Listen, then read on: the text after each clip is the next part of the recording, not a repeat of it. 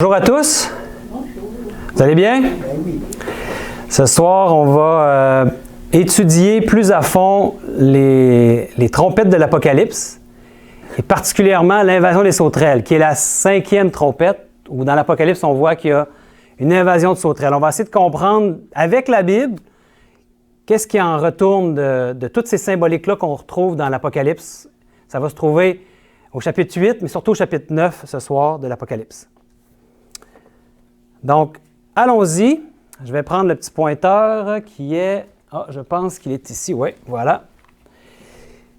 Et voilà. On va commencer par un premier verset parce qu'on parle des trompettes de l'Apocalypse. Et beaucoup de choses ont été dites par rapport aux trompettes. Mais qu'est-ce qu'il y en est par rapport à la Bible? C'est pas intéressant de savoir qu'est-ce que c'est mon opinion à moi, mais on veut surtout savoir qu'est-ce que c'est que la Bible elle nous dit par rapport à toutes ces symboliques-là.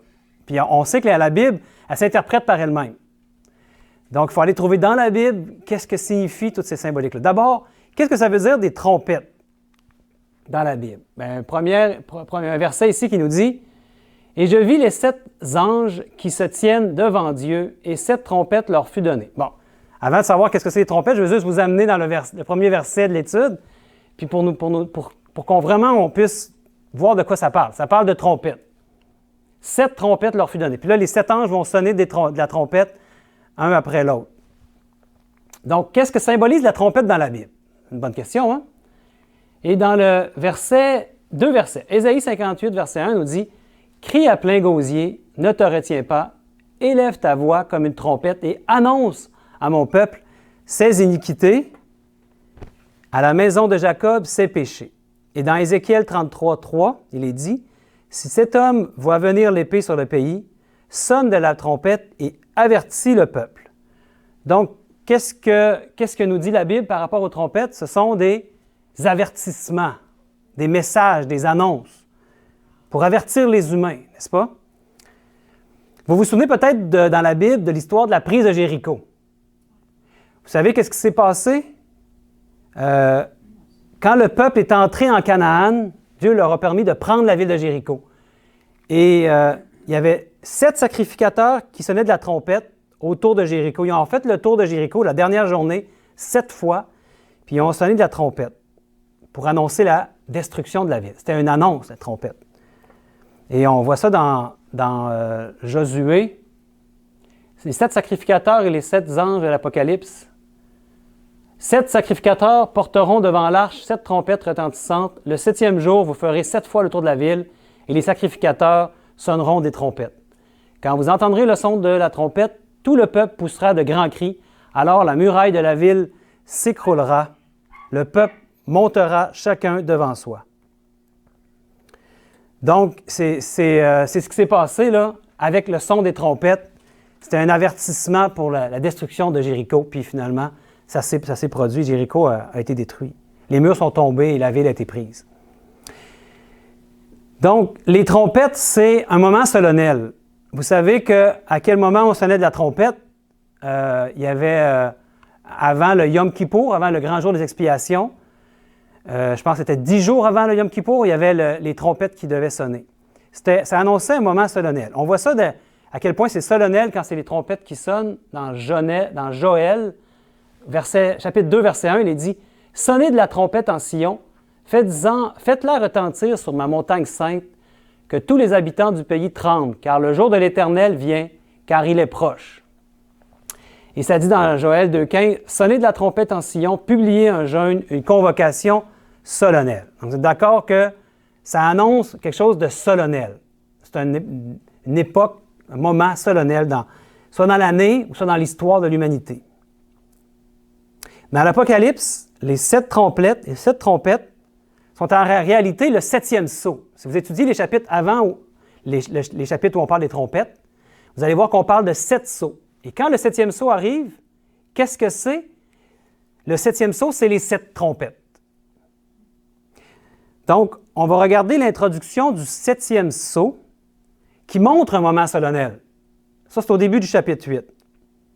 Puis, le début du chapitre 8, avant qu'il sonne de la trompette, les 7 trompettes, bien, ça nous aide à situer à quel moment on doit mettre dans l'histoire les 7 trompettes. à quel endroit on doit situer ces avertissements-là que Dieu nous donne avec les anges qui sonnent de la trompette. Donc, on va aller voir dans le chapitre 8, les 3 premiers versets. « Quand il ouvrit le 7e sceau, il y eut dans le ciel un silence d'environ une demi-heure. Et je vis les 7 anges qui se tiennent devant Dieu, et 7 trompettes leur furent données. » Donc, le 7e sceau, ça se trouve à être les 7 trompettes. Donc, ça vient après les 7 sceaux. On avait vu que les 7 sceaux, les 6 premiers sceaux, c'était les 6 premières périodes du christianisme, comme les 7 lettres de l'Apocalypse aussi. Et un autre ange vint et se tint sur l'autel ayant un encensoir d'or. Intéressant l'encensoir d'or ici. On lui donna beaucoup de parfums afin qu'il les offrît avec les prières de tous les saints sur l'autel d'or qui est devant le trône. Donc, le verset 1 nous dit qu'il y a un silence au ciel. On peut dire que c'est un moment solennel, très solennel. Puis le verset 3 nous dit à quel endroit ça se passe. Quand on voit qu'il se tint devant l'autel avec un encensoir d'or, avec les parfums, un autel d'or, ça fait référence à quoi ça? Si vous connaissez, oui, exactement, le sanctuaire. Donc, c'est des mobiliers qui se retrouvent dans le sanctuaire. Ce sont des ustensiles ou des mobiliers qui se retrouvent dans le sanctuaire. Donc ici, bien sûr, on comprend que quand on dit un autre ange, on parle de Jésus. C'est lui le grand prêtre qui est au ciel, dans le sanctuaire céleste. Et ici, il est dans le sanctuaire. Donc, il s'agit de notre grand prêtre. Puis, qu'est-ce qu'il a à la main, le grand prêtre? Jésus? Un encensoir d'or à la main. Et si vous connaissez à quel moment les grands prêtres dans le sanctuaire terrestre utilisaient l'encensoir d'or, vous allez comprendre dans quel moment de l'histoire nous sommes. Puis vous savez que l'encensoir d'or, c'était pour faire beaucoup de fumée, il y avait de l'encens, c'était quand il passait, quand le grand prêtre, une fois par année, entrait au-delà du voile, il passait du lieu saint au lieu très saint. Il mettait de la fumée parce que il était en présence de l'Éternel. Et il fallait voiler l'arche de l'Alliance, où est-ce qu'il y avait les 2 chérubins. Puis il y avait l'encensoir d'or qui servait à ça, à passer de l'autre côté. Donc, il y a un encensoir d'or à la main. C'était utilisé par les grands prêtres au jour des expiations. C'est le jour où le sanctuaire était purifié. C'était un temps solennel parce que c'était aussi un temps de jugement pour le peuple. Vous savez que la manière que le peuple était organisé, il y avait le sanctuaire, la tente ici d'assignation avec le parvis, avec la clôture. Et ça, c'était à quel endroit dans le campement des Israélites? C'était en plein milieu. Puis quand, une fois par année, tous les péchés qui avaient été, tous les animaux qui avaient été sacrifiés, puis le sang qui avait été amené sur le voile, une fois par année, ils devaient purifier cet endroit-là, le lieu très saint. Le grand prêtre entrait là, il faisait des sacrifices pour lui-même, il se purifiait, il représentait Jésus, puis il rentrait là en présence de Dieu. Puis une fois par année, le peuple était rassemblé autour cette journée-là, puis ils retenaient leur souffle, c'était un moment solennel. Est-ce qu'ils vont en sortir vivants? Est-ce que les péchés vont être purifiés? C'est intéressant parce que toute l'histoire du sanctuaire, c'est un nombre des choses célestes. Moïse avait reçu en vision tout le modèle du sanctuaire et il l'a construit sur la terre comme un modèle de ce qu'il avait vu au ciel. Donc, ça existe au ciel, le sanctuaire céleste. C'est le sanctuaire qui est au ciel. Et Jésus est ce grand prêtre-là aujourd'hui. Si vous lisez Hébreux, vous allez voir d'un bout à l'autre, on nous parle du sanctuaire et on nous parle de Jésus. Donc, le grand sacrificateur entrait dans le lieu très saint une fois par année pour faire la purification des péchés du peuple accumulés au cours de l'année. C'est ça le Yom Kippour, le grand jour des expiations. Un temps solennel, un temps de jugement où tout le peuple retenait son souffle. Est-ce qu'on sait à quel moment de l'histoire de l'humanité est commencé le grand jour des expiations au niveau, il y avait le type, puis il y avait l'antitype. Aujourd'hui, quand on nous dit dans Daniel 8,14, on connaît bien ce verset, hein? 2300 soirs et matins, puis le sanctuaire sera purifié. Et les premiers adventistes, avant qu'ils deviennent des adventistes, le mouvement millérite, les autres, ils pensaient, quand ils avaient étudié cette prophétie-là, que Jésus devait revenir en 1844. Ils pensaient que c'était la terre qui devait être purifiée. Mais ils se sont trompés d'événement. Mais il s'est vraiment passé quelque chose en 1844. Tu sais, on connaît la prophétie, là. Si on étudie Daniel 9, on l'avait déjà étudié ensemble. où on peut voir que le décret d'Artaxerxès nous fait remonter en 457 avant Jésus-Christ. Et si on voit que Jésus est venu en l'an 31 après Jésus-Christ, et Étienne a été lapidé en 34 après Jésus-Christ, qui représentait les 70 semaines jusque-là. Puis ça, c'était le début d'une prophétie beaucoup plus longue, parce que le chapitre 8, dans le fond, c'est ça que Daniel n'avait pas compris. Puis au chapitre 9, quand il reçoit la vision de l'ange Gabriel, bien, il reçoit la prophétie des 70 semaines. Pourquoi? Pour comprendre où fixer le début de la prophétie des 2300 jours et matins, qui se terminait en 1844. Et c'est là que Jésus a commencé son ministère de jugement. Depuis 1844, on est dans le grand jour des expiations au niveau de l'humanité, au niveau de toute l'humanité antitypique, là, si on veut. Donc, l'ombre des choses qui étaient sur la terre une fois par année, maintenant, on est dans ce jour-là, depuis 1844. Donc, et vous savez, c'est quoi qu'il veut purifier? Bien, c'est son peuple qui veut purifier. Parce que là, les péchés, c'est Jésus qui officie pour nous dans le lieu très saint. Puis là, les péchés sont transférés. Puis à un moment donné, bien, il ne peut pas en ressortir du lieu très saint tant que son peuple n'est pas dans un état d'arrêter de pécher. Il faut arrêter de jouer avec le péché. Hein? Dieu en horreur le péché. Il aime le pécheur, mais il en horreur le péché. Et il veut que son peuple arrive à un état de maturité. La 7e Église, c'est ça, c'est la maturité. C'est la perfection du caractère de Christ reproduit dans un peuple. Et c'est ce qu'il est en train de faire présentement. Donc, ça, c'est une petite parenthèse pour vous dire dans quel temps on peut voir que nous sommes quand on parle des trompettes. On est dans le temps où ce que Jésus a changé de phase de son ministère, il est rentré dans la phase de purification de son peuple. Donc, la fête des trompettes, il est dit dans Nombre 29, « Le 7e mois, le premier jour du mois, vous aurez une sainte convocation, vous ne ferez aucune œuvre servile. Ce jour sera publié parmi vous au son des trompettes. » La fête des trompettes qu'il y avait avant le jour des expiations, j'espère que je ne vous perds pas, la fête des trompettes, dans le fond, qu'est-ce qu'elle faisait? Elle était là pour avertir le peuple à se préparer pour le jugement et la purification des péchés du sanctuaire. Donc, ça serait logique que les trompettes soient aussi sonnées maintenant avant le jugement, avant la purification du sanctuaire. Ça serait logique, ça serait tout à fait cohérent avec toute la Bible, que les trompettes soient depuis 1844. Vous me suivez? Donc, on est dans ce temps-là présentement, le temps des trompettes. C'est ce que je vous propose comme prémisse de base. Et tout le reste qui va découler doit venir les trompettes doivent venir après 1844.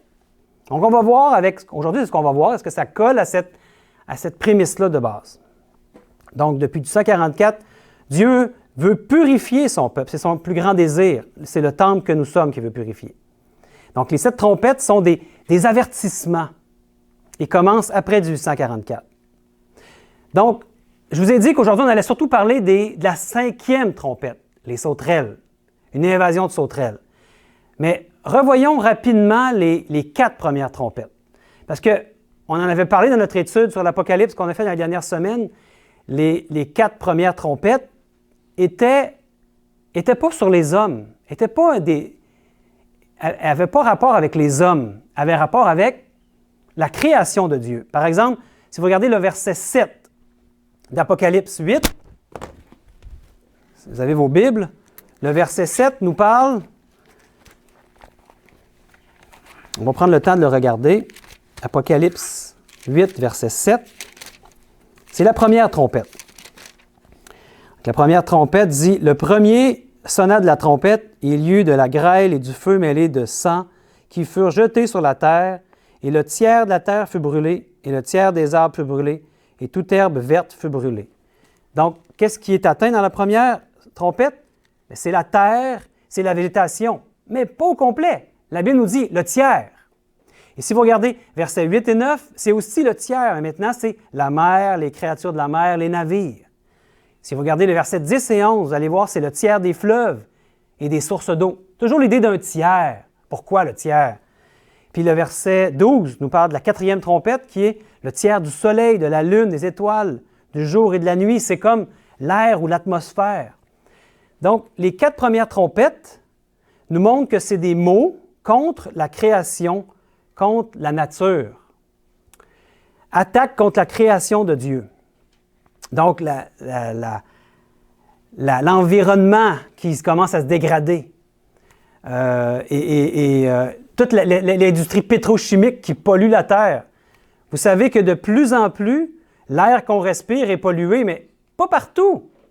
Vous savez, ici, la ville de Québec où on reste, c'est rare qu'on respire de l'air qui est très pollué. On est quand même...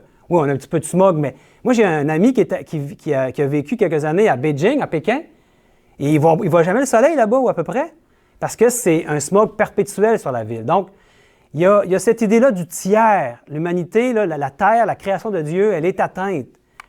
Ça a été prophétisé que les hommes allaient détruire la Terre. Donc, la végétation est détruite au tiers, les mers, on voit qu'on pollue beaucoup les mers. Puis là, je ne vous parle pas de réchauffement climatique, moi, je n'embarque pas dans cette idée-là de réchauffement climatique. Mais la pollution, c'est réel. On détruit beaucoup de choses, hein, les êtres humains, surtout depuis l'industrialisation. Et ça c'est pas dans les années 1700 que ça se produisait, ça a commencé vraiment, on peut dire, dans l'industrialisation là, du monde là, qui s'est passé surtout dans les années fin du 19e siècle, etc. Donc, on prend les questions à la fin, Dani. C'est bon? Et dans Apocalypse 14, verset 7, il disait d'une voix forte, « Craignez Dieu et donnez-lui gloire, car l'heure de son jugement est venue, et adorez celui qui a fait le ciel, la terre, la mer et les sources d'eau. » Nous sommes appelés à adorer le Créateur. Et qu'est-ce qu'il fait? Satan contre le Créateur. Mais il attaque la création de Dieu. C'est les 4 premières trompettes. Donc, on peut dire que c'est une attaque indirecte contre les humains. Ça touche l'environnement, ça nous touche, mais de façon indirecte. Et maintenant, qu'est-ce qui se passe après? C'est là qu'on veut passer plus de temps ce soir, dans la 5e trompette surtout. Parce qu'il y a quelque chose d'intéressant qui va nous être dit. Au chapitre 8, je pense que je l'ai mis ici, non, je ne l'ai pas mis. Au chapitre 8, si vous regardez le verset 13, qu'est-ce qui est dit? On annonce 3 malheurs. 3 malheurs. Qui frapperont qui? Si vous prenez le verset 13. Les habitants de la terre. Exactement. Qui frapperont les humains, les habitants de la terre. Donc ça, c'est la fin du chapitre 8. Malheur, malheur, malheur aux habitants de la terre à cause des autres sons de la trompette, des 3 anges qui vont sonner. Donc, les 4 premières trompettes ne touchaient pas directement les humains, mais là, les prochaines trompettes vont toucher directement les habitants de la terre. C'est les 3 dernières trompettes. Puis il y a l'idée du tiers. Qu'est-ce que ça veut dire, le tiers? Bien, c'est une destruction qui est progressive. C'est une action partielle. C'est ça dans la Bible. Quand on voit le tiers, ce n'est pas la majorité, mais c'est quand même beaucoup. Le tiers, c'est ce que ça veut dire dans la Bible. Quand on dit le tiers des anges s'est rebellé contre Dieu, et avec Lucifer, ils ont mené l'attaque contre Michael et ses anges. Le tiers, ce n'est pas la majorité, mais c'est quand même beaucoup. On peut dire 1 sur 3 à peu près. Hein? Donc, l'idée des trompettes, pourquoi on devrait prendre ça actuel pour aujourd'hui, c'est que c'est une destruction progressive, une action partielle qui va s'achever où? Dans les plaies. Les plaies de l'Apocalypse. Vous connaissez ça? Il y en a 7. 7 plaies. 7 trompettes, 7 plaies. Puis si vous étudiez les plaies qu'on trouve un peu plus tard dans l'Apocalypse, on va y venir un peu plus tard dans notre étude, qu'est-ce qu'on voit comme ressemblance entre les trompettes et les plaies? J'ai mis un tableau ici. J'ai fait l'exercice d'aller voir chacun des versets qui parlaient de trompettes, chacun des versets qui parlaient des plaies. Et dans la première trompette, c'est la terre qui est touchée au tiers. Dans les plaies, ça atteint la terre, sans l'idée du tiers. Donc, on dirait que dans les trompettes, c'est progressif, c'est partiel, jusqu'à un apogée, où est-ce que dans les plaies, ça va être complet, total. Et même chose qu'on voit dans les plaies, atteint la mer au complet, atteint les fleuves, les sources d'eau, atteint le soleil. Vous irez voir par vous-même, vous allez voir, c'est la même chose, les plaies et les trompettes. Et la 5e trompette, c'est une douleur aux hommes, au tiers, puis une douleur aux hommes dans les plaies. Puis il y a le déchaînement au tiers sur l'Euphrate, le tarissement de l'Euphrate. On va en toucher un petit mot à la fin, ça. Puis la 7e trompette et la 7e plaie, c'est la même chose. La seule différence, c'est qu'il y a une forte grêle à la fin. Donc, moi, je pense que c'est le même événement ici, parce que le 7, c'est plus partiel, là, c'est complet, c'est total. C'est le retour de Jésus, en fait, le 7e. Donc, maintenant, concentrons-nous sur la 5e trompette. Une fois qu'on s'est rassuré qu'on était dans le bon événement, là, depuis 1844, cherchons à comprendre de quoi il s'agit. Donc, on va commencer par lire le chapitre 9, les versets 1 et 3, pour nous mettre dans le contexte de la 5e trompette. Si vous voulez le prendre avec moi, je vais vous le lire. Il est dit, « Le 5e ange sonna de la trompette, et je vis une étoile qui était tombée du ciel sur la terre. La clé du puits de l'abîme lui fut donnée, et elle ouvrit le puits de l'abîme. Et il monta du puits une fumée, comme la fumée d'une grande fournaise, et le soleil et l'air furent obscurcis par la fumée du puits. De la fumée sortirent des sauterelles qui se répandirent sur la terre, et il leur fut donné un pouvoir, comme le pouvoir qu'ont les scorpions de la terre. » Donc, au verset 1, on voit une étoile qui est tombée de où? Du ciel. On comprend très bien ici que c'est Satan. C'est lui qui était de Morning Star, l'étoile qui est tombée du ciel. Et au verset 3, on nous parle de la fumée du puits de l'abîme, d'où sort une invasion des sauterelles. Donc, ça sort de l'abîme, ça veut dire que c'est l'ennemi qui amène ça. Hein? Donc, les sauterelles, qu'est-ce que ça fait, les sauterelles? Est-ce que vous savez que les sauterelles, quand il y a une invasion de sauterelles à quelque part, et ça, c'est surtout en Afrique qu'on a ça. Je me souviens, quand j'étais jeune, on avait eu, à un moment donné, beaucoup de sauterelles une année. Là. C'était sûrement pas comme en Afrique. Il y a des places en Afrique où est-ce que ça fait des choses comme ça. Là. Il y en a partout, partout, partout. Fait quand la sauterelle elle passe, qu'est-ce qui arrive après qu'elle a passé, quand le nuage de sauterelle est passé? Bien, tout est dévasté. C'est ça la caractéristique d'une invasion de sauterelles, c'est que ça mange tout. Il ne reste plus rien, il ne reste plus de verdure après. C'est pratiquement désertique. Donc, c'est quoi? Il faut trouver qu'est-ce que ça veut dire, les sauterelles. Parce que, est-ce que vous pensez que la Bible nous parle de vraies sauterelles qui vont arriver sur la terre? Sûrement pas. On sait très bien que l'Apocalypse, c'est un livre qui est symbolique. Il faut trouver qu'est-ce que signifient ces symboles-là. Donc, au verset 3, ça nous parlait de pouvoir comme le pouvoir des scorpions. Donc, on va commencer pour comprendre c'est quoi les sauterelles. On voudrait identifier c'est quoi les sauterelles, c'est qui les sauterelles dans notre monde. Donc, on va commencer par aller voir le scorpion dans la Bible, parce que ça nous disait au verset 3 qu'il lui fut donné un pouvoir comme le pouvoir qu'ont les scorpions de la terre. Allons voir ce que veut dire le symbole des scorpions. Scorpion dans la Bible. Dans le livre d'Ézéchiel, au chapitre 2, verset 6, il est dit « Et toi, fils de l'homme, ne les crains pas et ne crains pas leur discours. Quoique tu aies auprès de toi des ronces et des épines et que tu habites avec des scorpions, ne crains pas leur discours et ne t'effraie pas de leur visage, quoiqu'ils soient une famille de rebelles. » Donc le scorpion, c'est l'image de quoi? De la rébellion, de la révolte. Dans le fond, c'est une rébellion contre Dieu à cause de l'idolâtrie. On comprend très bien ici, n'est-ce pas? Ici, on lit maintenant les versets suivants. Donc, retenez tout ce qu'on va voir comme symbole dans la Bible, puis après, on va tout mettre ça ensemble pour essayer d'identifier qui sont les sauterelles dans notre monde aujourd'hui. Et versets 4 à 6 maintenant. Qu'est-ce que ça nous dit? Verset 4. Il leur fut dit de ne point faire de mal à l'herbe de la terre, ni à aucune verdure, ni à aucun arbre, mais seulement aux hommes. Mais pas n'importe quel homme, aux hommes qui n'avaient pas le sceau de Dieu sur le front. Et au verset 5, il leur fut donné non de les tuer, mais de les tourmenter pendant 5 mois. Et le tourment qu'elle causait était comme le tourment que cause le scorpion quand il pique un homme.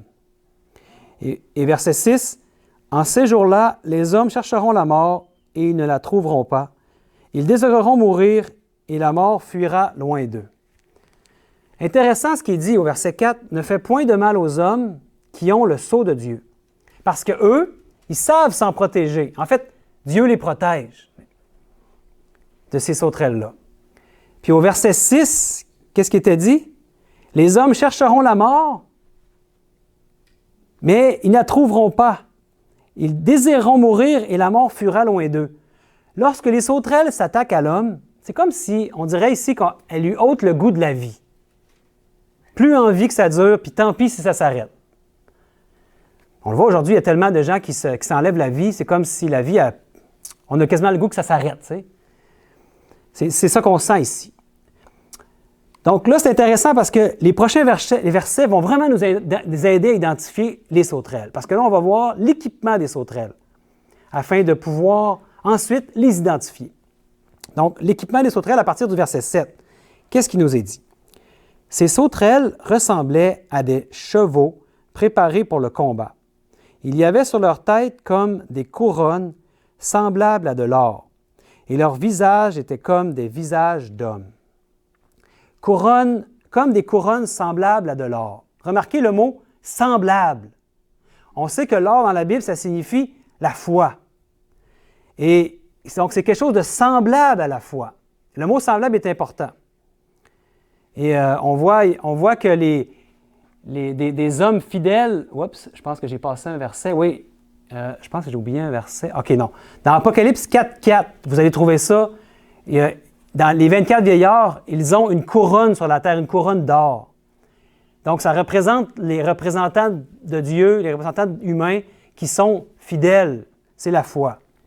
Donc, l'or représente la foi. Donc, ça ressemble à la foi, mais ce n'en est pas. Puis au verset 7, il était écrit « Leurs faces étaient comme des faces d'hommes ». Là, les faces d'hommes, c'est le symbole de l'intelligence. Les hommes sont les seuls qui sont doués d'intelligence, de raisonnement, bien que des fois, on se demande s'il y en a qui s'en servent de leur raisonnement.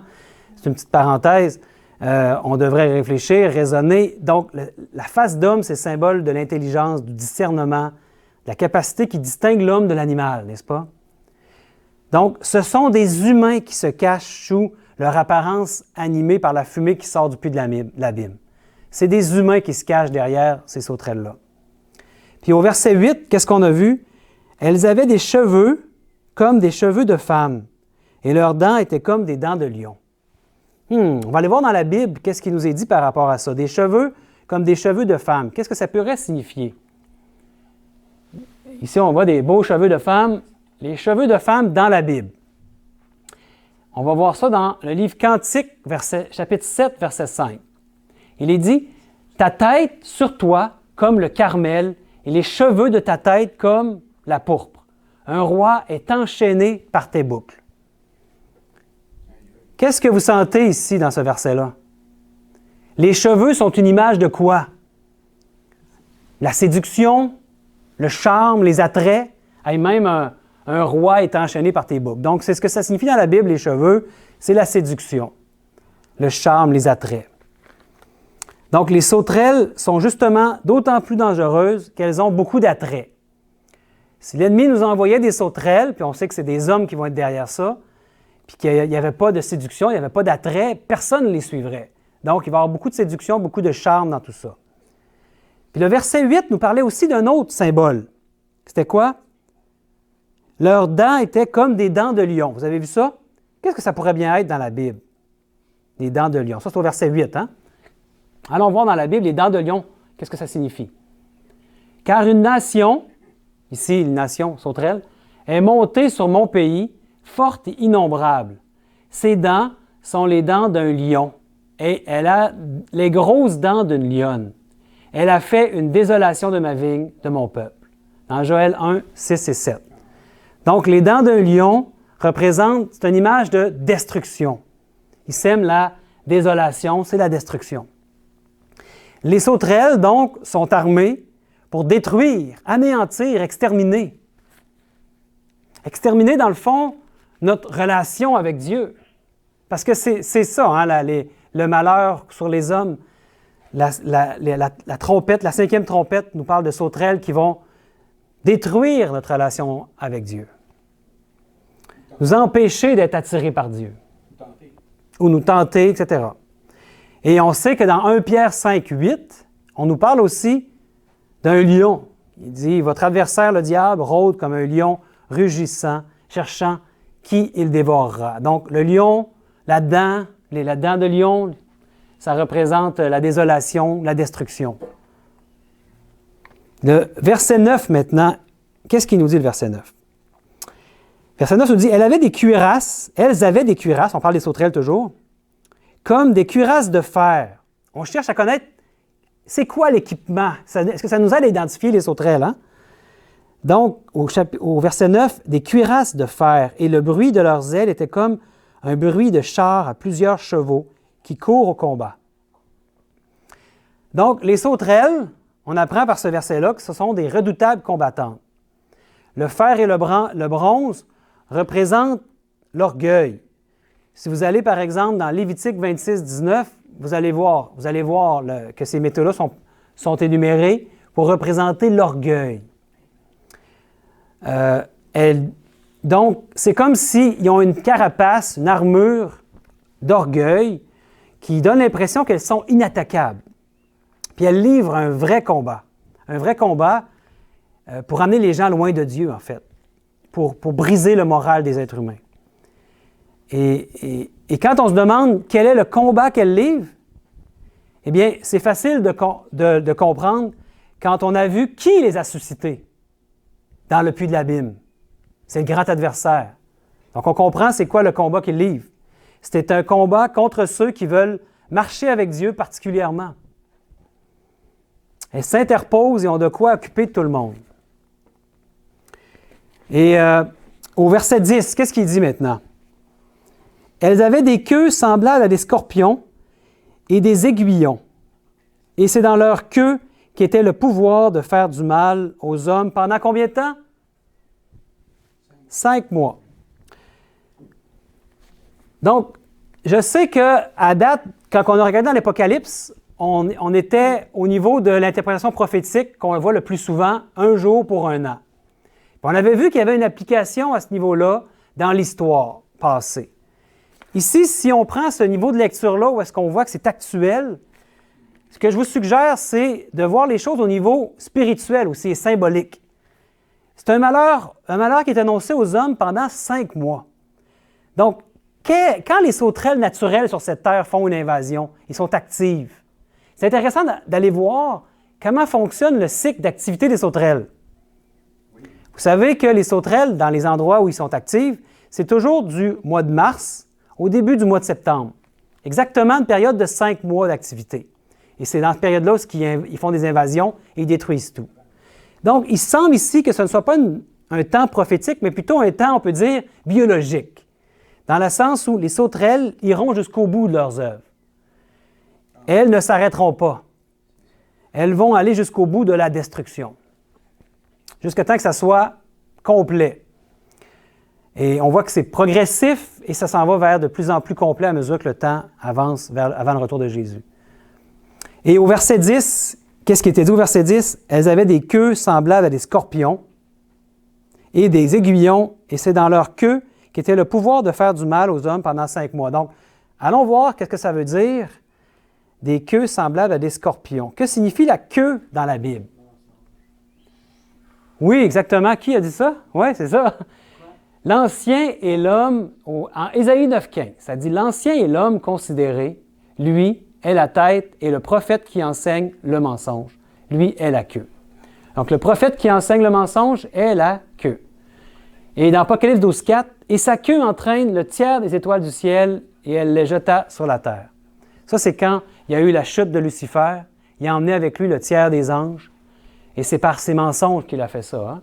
Donc, dans la Bible, la queue représente le mensonge des faux prophètes.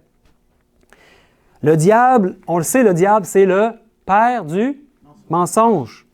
Puis il a entraîné beaucoup d'anges dans sa chute, par ses séductions, par son mensonge. La queue représente donc la séduction et le mensonge apportés par les faux prophètes. Et allons voir maintenant le verset 11.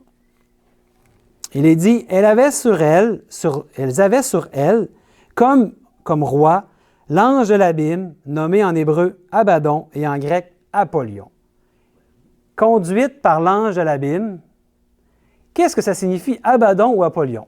D'abord, ça serait intéressant d'aller voir ce que ça signifie dans l'original, en grec, et ça veut dire destructeur, destruction.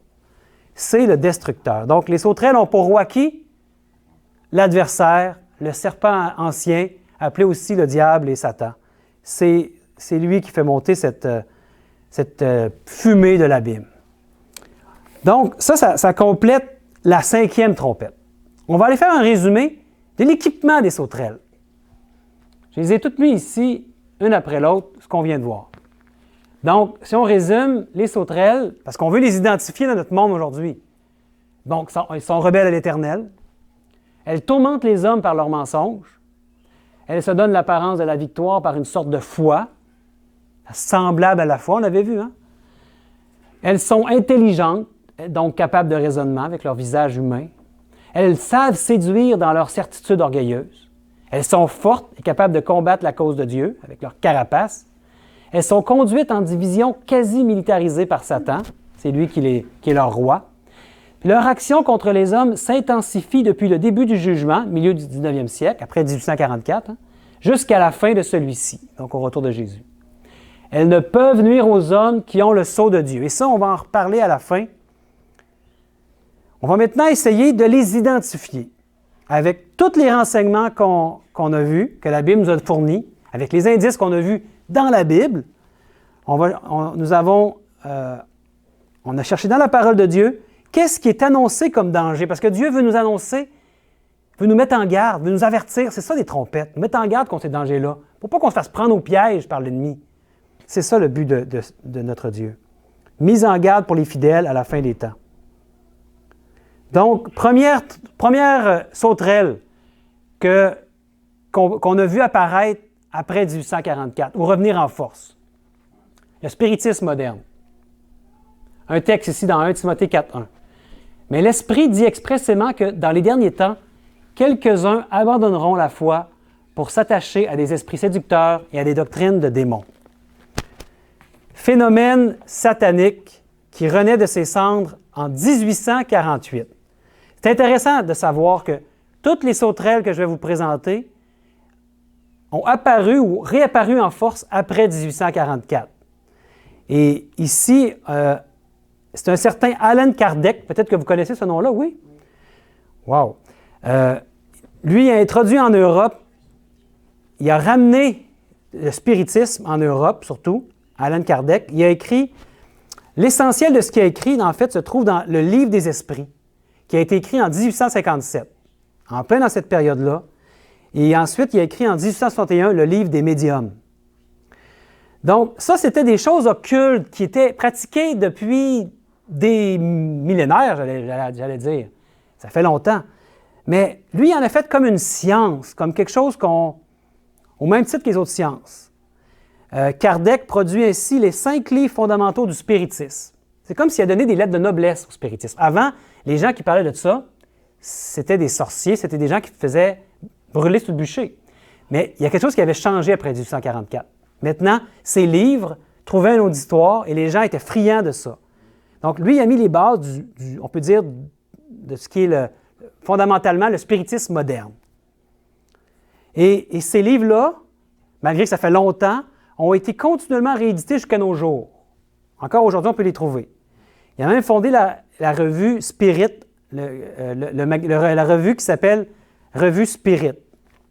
Je ne sais pas c'est quoi en anglais, là, mais c'est un magazine qui est encore publié aujourd'hui dans plusieurs langues, le magazine Spirit. Puis il affirme que le spiritisme n'est pas une religion, mais une science. Pour vous montrer que c'est vrai, là, Allan Kardec, il y a un mémorial en son honneur au Brésil. On voit ici, il est mort en 1804 à 2004. Non, je ne pense pas. C'est plus pour souligner ici les 200 ans d'Allan Kardec. Ils ont fait un monument en son honneur au Brésil. Donc, qu'est-ce qu'il dit dans Deutéronome? Est-ce qu'on devrait jouer avec ça, nous, les esprits? Est-ce qu'on devrait jouer avec ça, les médiums, les voyants, ceux qui lisent la Bonaventure, dans les cartes, dans les œufs, dans le tarot, et les voyants? Vous savez que ceux qui font affaire avec ça, il y en a des charlatans, mais il y en a qui ont vraiment des connexions avec des démons. Puis, ça fonctionne. Ils vont se faire dire des choses sur leur vie. Mais est-ce que c'est pour notre bien? Est-ce que c'est des choses qui vont nous amener à notre perte finalement? On le sait très bien. Et Dieu nous met en garde comme ça dans Deutéronome, chapitre 18. Il est dit qu'on ne trouve chez toi personne qui fasse passer son fils ou sa fille par le feu. Personne qui exerce le métier de devin, d'astrologue, d'augure, de magicien, d'enchanteurs, personne qui consulte ceux qui évoquent les esprits ou disent la bonne aventure, personne qui interroge les morts. Car quiconque fait ces choses est en abomination à l'Éternel. Et quand on étudie les Saintes Écritures, on se rend compte que les morts dorment. Les morts ne peuvent pas nous révéler des choses sur nous. Nos proches dorment. C'est ça que la Bible nous dit. Et ça, je vous invite vraiment à l'étudier. Quand on consulte, soi-disant, des morts, ce ne sont pas des morts qui se révèlent à nous, mais ce sont des esprits mauvais. Parce que les bons esprits, ceux qui sont restés du bon côté avec Dieu, ils ne s'amusent pas à nous faire à répondre avec des médiums et des voyants. Non. C'est les mauvais esprits qui jouent à ça avec les êtres humains. En fait, ils veulent les amener à leur perte. Donc, à faire très attention, une première sauterelle, des millions d'êtres humains sont des adeptes des sciences occultes. Même, je me souviens, quand j'étais jeune, moi je viens de Bécomo, puis il y avait à chaque année le Salon des sciences occultes. Toi, tu viens de Bécomo aussi, peut-être tu te souviens de ça.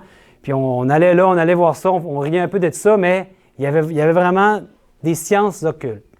Ça existe à Montréal aussi. Oui, hein? On le voyait affiché dans le métro. L'astrologie, les communications extrasensorielles, lévitation, télépathie, hypnotisme, magnétisme, divination, cartomancie, nécromancie, parapsychologie, alchimie, cabale, magie, etc. Tout ça, là, c'est tout. Même les gens, ils disent l'astrologie, rien là. Les astres vont me dire mon. Puis là, j'y crois pas vraiment, mais je le lis quand même. Puis après ça, on conditionne notre vie en fonction de cet écrit-là, mais c'est de la foutaise, là. Comment est-ce que les astres peuvent nous dire notre vie? Donc, même ça, c'est quelque chose qui est une petite chose qui nous amène à des choses plus grandes ensuite. Donc, c'est à faire bien attention, tout ce qui est, c'est le spiritisme moderne. Donc, on n'invoque plus Dieu, mais on invoque l'adversaire quand on fait appel à des démons pour nous aider. Dans l'armée de Satan, cette sauterelle, on peut dire que c'est une division tout entière. Il a vraiment utilisé beaucoup ce moyen-là pour détourner les êtres humains. Mais il ne peut pas atteindre ceux qui ont le sceau de Dieu. Donc, quand on est le sceau de Dieu, ça veut dire qu'on connaît les Écritures, quand Dieu nous protège, il met son sceau sur nous, on est au courant, on ne peut pas se laisser tenter par ces choses-là, n'est-ce pas? Deuxième sauterelle que je vous propose, j'en ai 7 à vous proposer. Le matérialisme scientifique. Il y en a beaucoup plus que 7, mais je vous en parle de 7. La première, c'était la plus longue, pour vous rassurer. Le verset nous dit 2 Pierre 3, 3, 6. « Sachant avant tout que dans les derniers jours, il viendra des moqueurs avec leur raillerie, marchant selon leur propre convoitise, et disant, où est la promesse de son avènement? Car depuis que les pères sont morts, tout demeure comme dès le commencement de la création. Ils veulent ignorer en effet que les cieux existèrent autrefois par la parole de Dieu, de même qu'une terre tirée de l'eau est formée au moyen de l'eau, et que par ces choses, le monde alors périt, submergé par l'eau. » Ici, qu'est-ce qui nous est dit? Il y a des gens qui, avec leur science, veulent ignorer quoi? Qu'on a un Dieu créateur. N'est-ce pas? Que tout a été formé par Dieu. C'est lui qui a appelé toute chose à l'existence.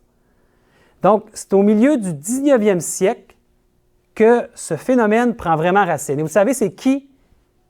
Darwin. Ben oui, Darwin. Sa théorie aux îles Galapagos, au large de l'Équateur. Vous savez en quelle année qu'il a élaboré sa théorie? 1800, je sais pas. Bien, en 1844, son livre « L'origine des espèces » était terminé.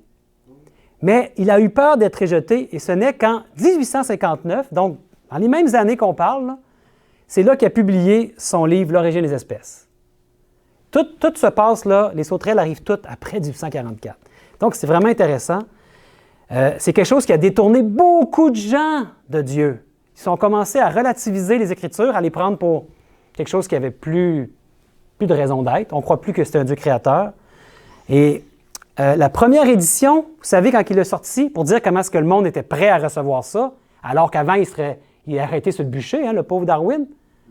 Mais en 1859, non, il n'est pas allé sur le bûcher. Qu'est-ce qui est arrivé avec sa première édition? En une seule journée, tout a été épuisé. Tous les livres qu'il avait imprimés étaient épuisés. C'est-à-dire que tout à coup, les choses avaient changé. Les sauterelles avaient sorti du puits de l'abîme.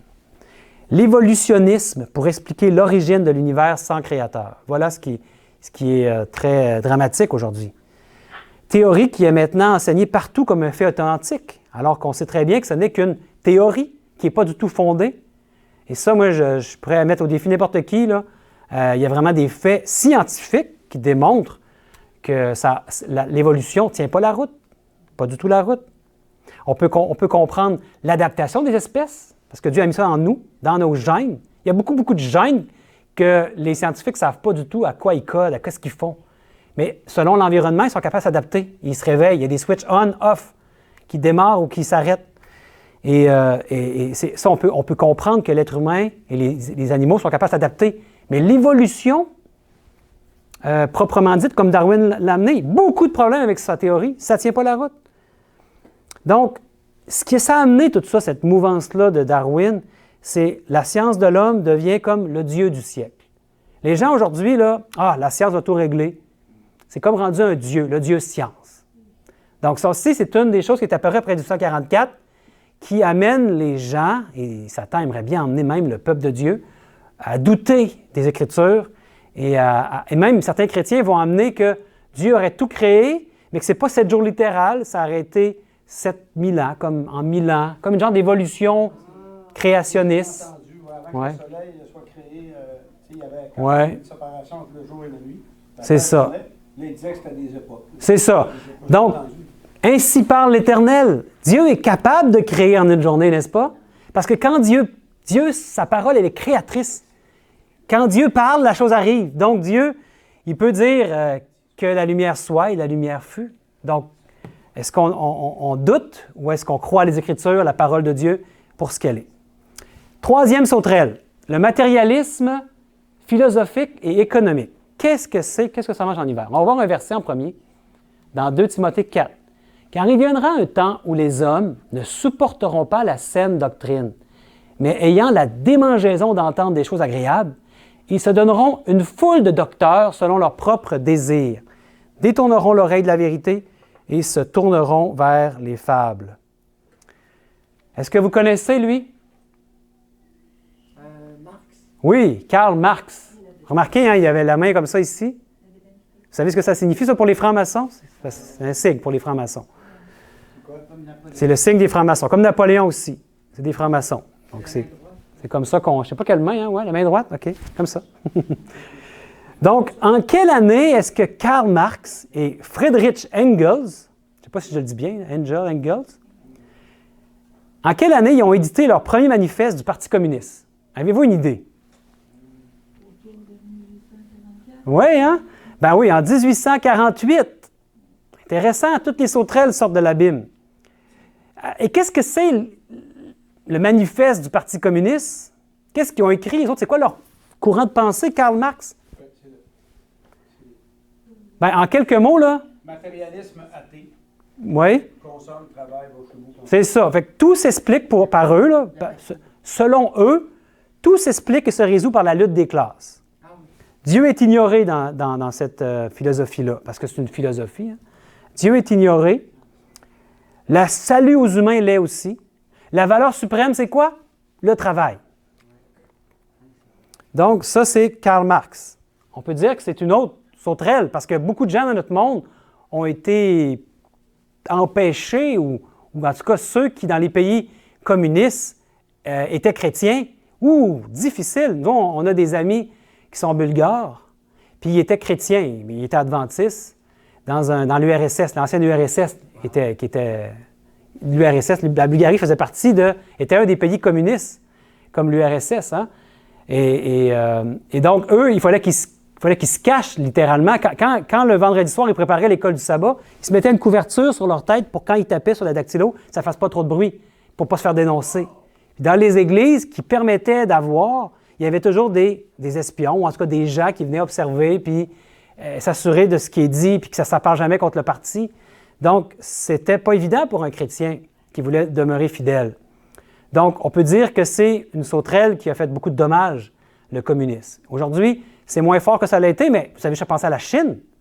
Hein? La Chine, à Cuba, qui est encore communiste, et d'autres pays, je pense la Corée du Nord. Donc, ça fait du dommage, le communisme. Et l'idéologie est présente dans plusieurs pays du monde aussi, sans que le pays soit nécessairement communiste. On continue. Prochaine sauterelle. Le libéralisme religieux. Un verset ici dans 2 Timothée 3. « Sachez que dans les derniers jours, il y aura des temps difficiles. » Verset 13. « Les hommes méchants et imposteurs avanceront toujours plus dans le mal, égarant les autres et égarés eux-mêmes. Toi, demeure dans les choses que tu as apprises et qui est l'objet de ta foi. Tu connais les saintes lettres qui peuvent te rendre sage à salut par la foi en Jésus-Christ. Toute écriture est inspirée de Dieu. Donc, la Bible affirme que toute écriture est inspirée. Le libéralisme religieux affirme le contraire. Qu'est-ce qu'on dit ici dans Tite 1?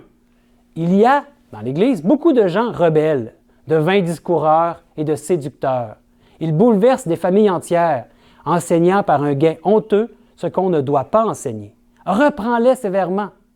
C'est des gens qui font ça dans l'Église, dans le peuple de Dieu, afin qu'ils aient une foi saine et qu'ils ne s'attachent pas à des fables judaïques et à des commandements d'hommes qui se détournent de la vérité. Donc, quand on commence à relativiser les Écritures, puis à ne plus voir que c'est la parole inspirée de Dieu, bien, ces gens-là, écoutez, si Satan n'est pas capable, s'il n'est pas capable d'attaquer l'Église de front, qu'est-ce qu'il fait? Il attaque de l'intérieur. Et là, en amenant le libéralisme religieux, en relativisant les Écritures, bien, beaucoup de gens de l'intérieur tombent dans ce piège-là. Donc, les églises de la Réforme, parce qu'on sait que les églises ont, un peu avant 1844, il y a eu beaucoup de mouvements de réforme, beaucoup d'églises qui ont découvert des vérités de la Bible qui avaient été oubliées au cours des siècles de la grande noirceur du Moyen Âge. Puis là, bien, les églises de la Réforme sont graduellement envahies après 1844 par un libéralisme religieux très inquiétant. Lui ici, je ne sais pas si vous le connaissez, moins connu. En 1863, il a sorti un livre qui s'appelle Ernest Renan. Son livre, ça s'appelait « La vie de Jésus ». Puis en fait, ce que son livre a fait pour amener le doute dans la tête des gens, c'est qu'il a enlevé à Jésus son caractère moral en faisant de lui un révolutionnaire, un faiseur de miracles. Il enlevait tout ce qui échappe à la raison et à la rigueur scientifique. Dieu a-t-il réellement dit? C'est ça la prémisse, là. Donc, son livre connaît un grand succès et prône un assouplissement des doctrines bibliques. Le monde était très conservateur et après ça, le monde a commencé à être beaucoup plus libéral dans son approche de la Bible et relativiser toutes les doctrines bibliques. Dieu a-t-il réellement dit? Oui, la religion, mais la religion à rabais, on va dire, là. C'est plus vraiment ces doctrines diluées. Donc, beaucoup de succès de ce livre-là, de ce courant-là. Et la Bible, selon ce qu'il amène, lui, doit être soumis à un examen critique comme n'importe quel autre document historique. Traiter ce livre-là comme un document historique. C'est inquiétant, n'est-ce pas? Ernest Renan, la 4e sauterelle que je vous ai proposée. La 5e, les faux prophètes. Matthieu 24, 3 et 24. Le verset 3 nous dit « Quel sera le signe de ton avènement et de la fin du monde? » Ce sont ce que les apôtres, les disciples de Jésus, demandaient à Jésus avant qu'il aille à la croix. Puis qu'est-ce que Jésus répond au verset 24? « Il s'élèvera de faux Christ et de faux prophètes. Ils feront de grands prodiges et des miracles, au point de séduire, s'il était possible, même les élus. » Donc, ces prophètes-là, ces faux prophètes, ces faux docteurs, ces séducteurs, apportent l'illusion d'un réveil religieux. Chacun a sa couronne prétendant détenir la vérité. Un semblant de foi. Il y a toujours du bon dans toute religion, dans toute dénomination d'ailleurs. Par exemple, en 1863, qu'est-ce qui apparaît? La foi Baha'i. Peut-être qu'il y en a qui connaissent ça. Je sais que tu m'avais dit que tu avais un ami quand tu étais plus jeune qui était dans cette foi-là. Ça apparaît en 1863. Les témoins de Jéhovah, 1883. Les Krishna, l'Église de Scientologie. Les Davidiens, le Temple solaire, l'Église de Scientologie, je l'ai dit déjà. Les enfants de Dieu, etc. Beaucoup, puis on pourra en nommer beaucoup, là, des courants religieux puis des sectes. Là, On a commencé à modifier les Bibles en 1881. Exact. On a modifié les Bibles. Et de quelle autorité on peut faire ça? C'est quelque chose, c'est grave, modifier la Bible. Donc, dans ces mouvements-là, il y a un certain nombre de morts aussi. Il y a eu des drames qui se sont déroulés. Puis, qu'est-ce que ça fait dans la tête de la population en général quand ils voient tout ça? Ça met une méfiance dans la tête des gens par rapport à tout ce qui est religieux. Parce que les autres, ils se prennent pour des gens religieux, puis ils interprètent la Bible d'une manière qui n'est pas biblique, en fait, qui est très étrange. Donc, l'ennemi utilise utilisent cette sauterelle-là, les faux prophètes, pour amener une méfiance dans la population générale par rapport à tout ce qui est religieux. Puis aujourd'hui, quand tu dis que tu crois en Dieu, puis que tu vas à l'Église, dans beaucoup de pays là, qui sont sécularisés, comme nous ici au Canada, au Québec, ouais, t'es un peu bizarre, t'es louche. Là, tout ce qui est religieux est un peu louche, ou t'es faible d'esprit. Donc, tout est rendu méfiant, on se méfie. Donc, ça, c'est apparu, tous ces courants-là, après du 144 aussi. C'est une autre trompette. Ça fait partie d'une des sauterelles, des moyens que Dieu utilise pour nous avertir. En tout cas, aujourd'hui, on devrait être averti par ça. On voit que c'est des sauterelles que l'ennemi a mis devant nous. 6e trompette que je vous propose. Ça touche beaucoup les jeunes, mais beaucoup de monde aussi. Hein. L'attachement aux idoles modernes. Voyons un verset dans Apocalypse 3. « Parce que tu as gardé la parole de la persévérance en moi, je te garderai aussi à l'heure de la tentation qui va venir sur le monde entier pour éprouver les habitants de la terre. Je viens bientôt, retiens ce que tu as afin que personne ne prenne ta couronne. » Pour ceux qui se croient dégagés des influences philosophiques ou religieuses, qui ne sont pas tombés dans le spiritisme, qui ne sont pas tombés dans tous ces courants de philosophie-là qu'on vient de voir, tout le matérialisme scientifique, etc., on dirait que l'adversaire a suscité des sauterelles pour tous les goûts, pour être sûr d'attraper soit par une sauterelle ou soit par l'autre. Bien ici, il a suscité quoi? Les idoles modernes. Rien de religieux, rien de spirit, les idoles modernes. Donc, qu'est-ce qu'on peut dire par rapport à ça? Vous avez déjà entendu parler des dieux du stade? Vous avez déjà pensé aux Canadiens de Montréal, là, au Québec, très connu. Alors, on parle de la Sainte Flanelle, on parle du temple du hockey. Il y a beaucoup de termes religieux. Les gens en font pratiquement une religion de suivre un club sportif. Et ça, c'est pas juste au Québec, dans le hockey. Je sais que le football est très populaire aux États-Unis, ou le football européen, le soccer, très populaire en Europe et dans plusieurs pays, où est-ce que les gens suivent leur équipe, ils suivent leurs idoles du sport comme si c'était des dieux. Et vous savez, quand on dit une idole, ça veut dire que ça devient comme une idolâtrie. Et Dieu nous dit dans l'Apocalypse 14 de sortir de Babylone, sortir de l'idolâtrie. Toutes ces idoles-là qu'il y a devant nous, c'est Satan qui met ça devant nous pour nous distraire, pour nous séduire, pour nous tromper, pour nous empêcher d'avoir une relation avec Dieu. Donc, tellement de frénésie sur le sport. Moi, j'ai déjà entendu des gens qui ne venaient pas à l'église parce qu'il y avait un match de hockey. Oui. C'est grave, là. Donc, le cinéma aussi. Cinéma, les stars d'Hollywood, moyen de propagande que l'ennemi utilise, incroyable. On pense qu'on écoute un film pour se détendre, mais en fait, on se fait remplir d'une propagande que l'ennemi amène pour nous. Le culte du petit écran, les gens qui sont rivés devant leur téléviseur pendant toute la semaine. Vous savez, c'est quoi la moyenne d'écoute aux États-Unis d'un Américain moyen? 40 heures. 40 heures en plein ça. Fait que c'est un travail à temps plein. 40 heures. Et ça, c'est juste une moyenne. Il y en a qui l'écoutent plus, il y en a qui l'écoutent moins. Donc, le culte, ça devient ton Dieu, la télévision, ça prend la première place. Écoute, ton émission, ta série que tu écoutes, là, aujourd'hui, c'est encore pire, il y a Netflix. Tu pars une émission, puis il en part un autre, puis un autre, puis ça n'arrête plus. C'est très accrocheur. C'est très accrocheur, donc les gens sont plus capables de décrocher. Comment tu vas avoir une relation avec Dieu? Les feux de l'amour, l'épisode. Oui, les feux de l'amour, oui. Ça, c'est quoi ici? Des concerts de masse, des gens qui se massent pour aller voir qui? Aller voir leurs idoles. Et ils font des signes sataniques, et on ne les fera pas, mais beaucoup de gens se font prendre à ça, ils suivent leurs idoles. Si leurs idoles viennent en ville, ils vont aller les voir, ils vont payer le gros prix. Ça entraîne beaucoup de gens, ça.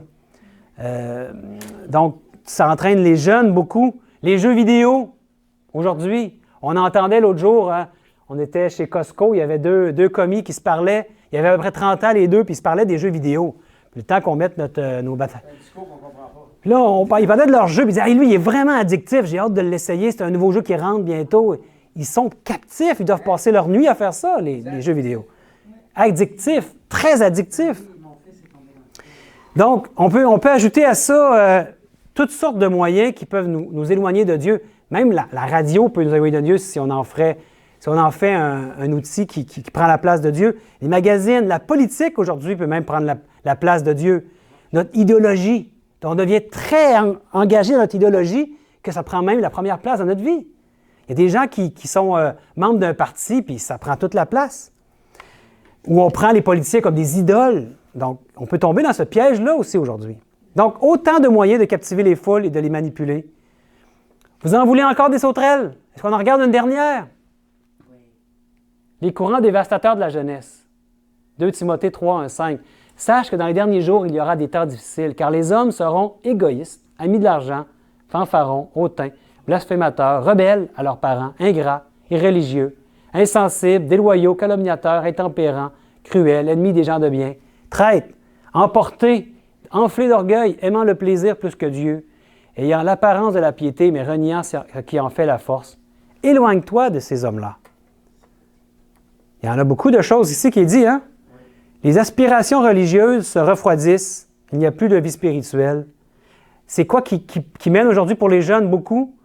Puis pas juste pour les jeunes, hein? C'est la recherche des plaisirs, comme la drogue, les perversions sexuelles, l'alcool, toutes sortes de plaisirs. On vit aujourd'hui pour ça. Les gens vivent pour se faire plaisir. La nourriture à excès.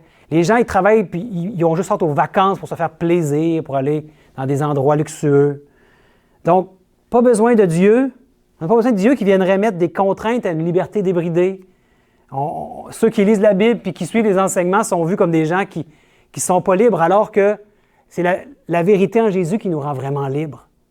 Les gens on voit que sont pris dans le piège de Satan, du plaisir et de la liberté débridée. Il n'y a plus rien qui vaut. Les gens, dès qu'il y a une difficulté, ils ont le goût de mourir, ils s'enlèvent la vie.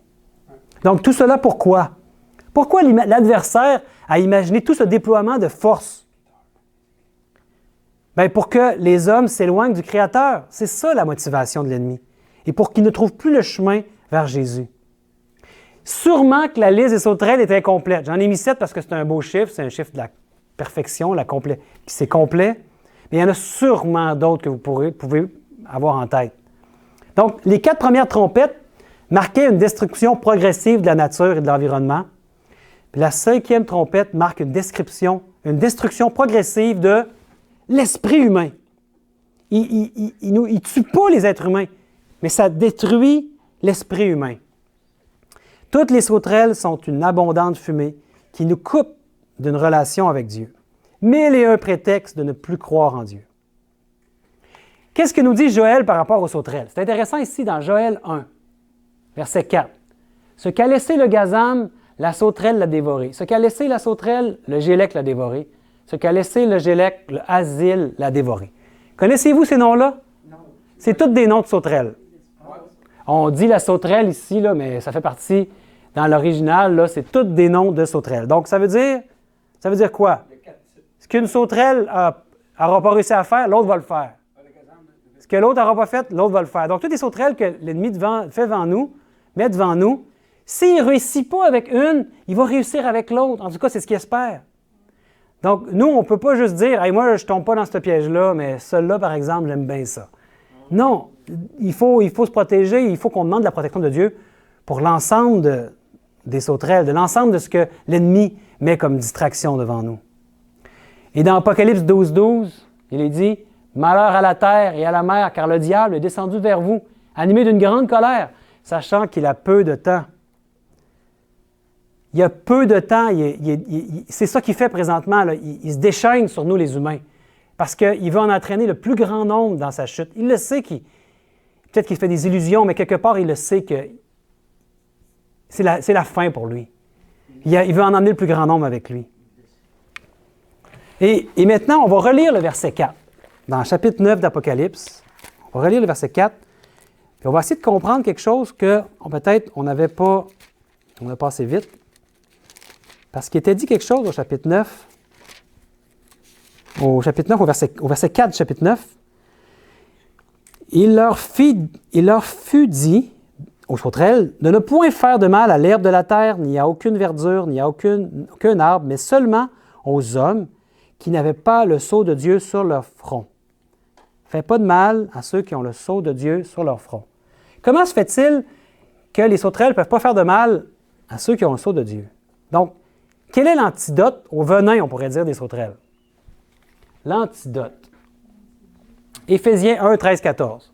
En lui, vous aussi, après avoir entendu la parole de la vérité, l'évangile de votre salut en lui, vous avez cru et vous avez été scellés du Saint-Esprit qui avait été promis, lequel est un gage de notre héritage pour la rédemption de ceux que Dieu s'est acquis à la louange de sa gloire. Donc, c'est quoi l'antidote? Être scellé de l'Esprit.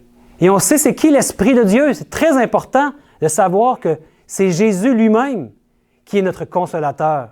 Le Paraclet, c'est Jésus. C'est son Esprit qui vient sur nous. C'est son Esprit qui va nous aider à rester scellés de Dieu. Car ce n'est plus moi qui vis, dit Paul, c'est Christ qui vit en moi. Quand Christ vit en nous, on a le sceau de Dieu, parce que c'est Christ qui vit en moi. Et dans Apocalypse 3.10, il est dit, « Parce que tu as gardé la parole de la persévérance en moi, je te garderai aussi à l'heure de la tentation qui va venir sur le monde entier pour éprouver les habitants de la terre. » Nous devons croire au véritable Évangile en Jésus, notre Sauveur, garder par sa parole en nous et obéir à la vérité révélée par l'Esprit du Père et du Fils. Voilà l'antidote. Tu bâtis ta maison sur le roc, la pierre de l'âme. Amen. Jésus est le roc. On ferait bien de bâtir notre maison sur Jésus.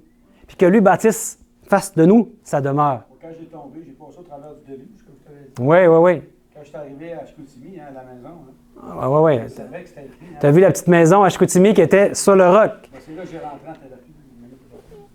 Et dans Exode 12, verset 23, il est dit « Quand l'Éternel passera pour frapper l'Égypte et verra le sang sur le linteau et sur les deux poteaux, l'Éternel passera par-dessus la porte et il ne permettra pas aux destructeurs d'entrer dans vos maisons pour frapper. » Vous le savez, ça c'est quand?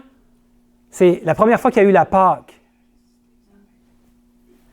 Quand il y a eu les plaies d'Égypte, les 10 plaies d'Égypte. C'était la 10e plaie d'Égypte. Et qu'est-ce qu'il devait faire? La Pâque, c'était passer par-dessus. L'Éternel n'allait pas détruire si les gens étaient fidèles et si les gens obéissaient, écoutaient les avertissements. Il leur avait été averti de ce qui allait se passer. Tous ceux, mes frères et sœurs, tous ceux qui ont écouté les avertissements de l'Éternel et mis en pratique les instructions données, étaient quoi? Protégés de la destruction. L'ange destructeur passait par-dessus eux. Donc, l'antidote, obéir à la vérité telle qu'elle est en Christ. La foi qui sauve inclut une soumission totale, une reddition aux faits objectifs de l'Évangile en Jésus. Qu'est-ce que ça veut dire, une reddition? C'est comme quand il y a deux armées, là, puis il y en a une qui est en train de se faire... elle arrête de résister, là. Qu'est-ce qu'elle fait? Elle met le drapeau blanc. Elle dit « J'abandonne ». C'est une reddition complète. Il se rend. Je me rends. Ou j'arrête de résister. Voilà ce que ça veut dire. Une soumission totale, une reddition, ça veut dire on se soumet complètement à notre Créateur. Et on arrête de résister contre lui. Par les trompettes et les sauterelles, mes frères et sœurs, Dieu nous donne des avertissements. Il nous met en garde contre les pièges de l'adversaire. Aujourd'hui, c'est un appel solennel. On a vu qu'on est dans un temps solennel, un temps où Dieu veut nous avertir.